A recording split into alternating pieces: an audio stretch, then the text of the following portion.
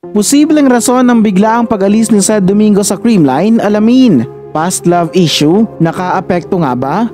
At ano nga ba ang nakita ng nasabing player sa kanyang bagong team? Narito tunghayan nating lahat. Pero before we begin, please don't forget to subscribe, like and comment on this video. I-click din ang notification bell para lagi kang updated sa Creamline happenings.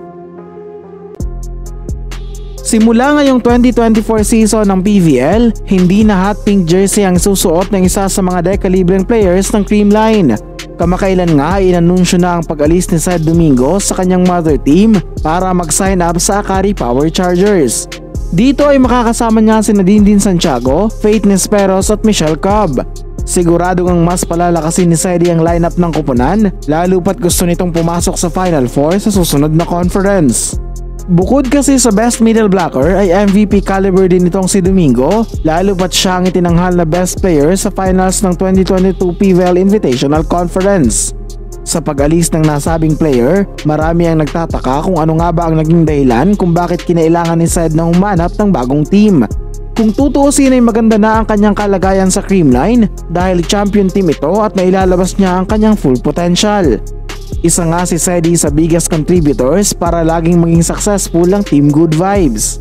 Ayon sa ilang fans, siguradong malaking factor sa biglaang desisyon ni Ced ang issue na kinasangkutan nila ng ilan sa kanyang teammates. Matatandaang noong 2022 Reinforced Conference, sinabing nakaapekto sa bronze finish ng koponan ng issue sa pagitan ni Ced, Kyle Negrito at Tots Carlos. Nasaktan umano si Domingo nang maging mag-on ang ex niyang si Tots at best friend niyang si Kyle.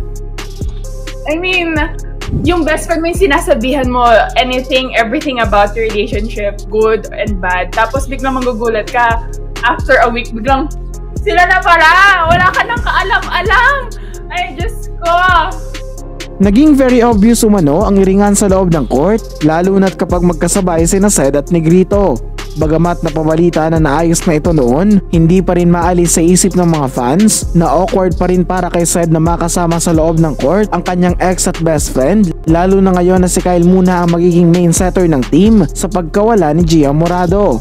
Ayon nga sa isang netizen, parang hindi umano gusto ni Cedi na kasama ang dalawa sa team at nagtiis lamang ito noong nakaraang season para hindi maapektuhan ang team. Mas mabuti na rin daw na umalis na lang siya kaysa naman iba ang maging takbo ng laro nila sa loob ng court. Samantala, hinala naman ng ilan ay malaki ang offer ng Akari dahil hindi naman daw basta-basta lilipat si Domingo mula sa champion team to a struggling team kung mababa ang offer. Pero sa recent statement ni Ced, sinabi niyang nagpatulong siyang maghanap ng team na magmamatch sa kanyang interests, goals at values. Gusto niya rin daw na mapunta sa isang koponan na tutulungan siyang mag-improve lalo sa larangan ng volleyball. Marami tuloy ang nagtaka kung hindi ba ito naibigay ng Creamline sa loob ng halos 5 taon niyang pagstay sa koponan. Gayunpaman, buo na ang desisyon ni Ced na mag-sign up sa Akari at wala nang magagawa pa ang mga supporters kundi panoorin siya sa other side ng court. Naging mas exciting tuloy para sa karamihan ng tapatang Creamline at Akari sa susunod na conference. And that's it mga Ka-Volley News. Please continue supporting this channel para sa mga up-to-date na kaganapan sa Creamline World.